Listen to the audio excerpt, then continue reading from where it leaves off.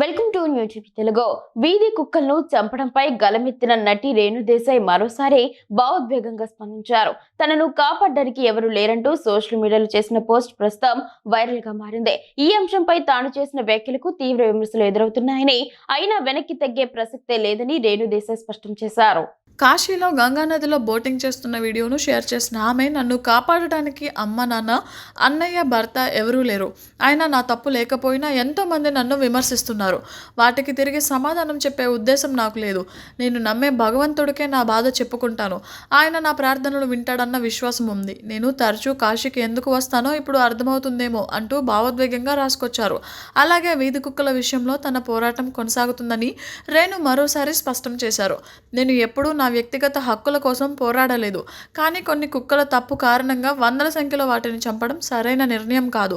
ఈ విషయాన్ని సమాజం అర్థం చేసుకునే వరకు నా పోరాటం ఆగదు అని తేల్చి చెప్పారు. తాను ఒక రాజకీయ పార్టీలో చేరనున్నట్లు వచ్చిన వార్తలను కూడా ఆమె ఖండించారు.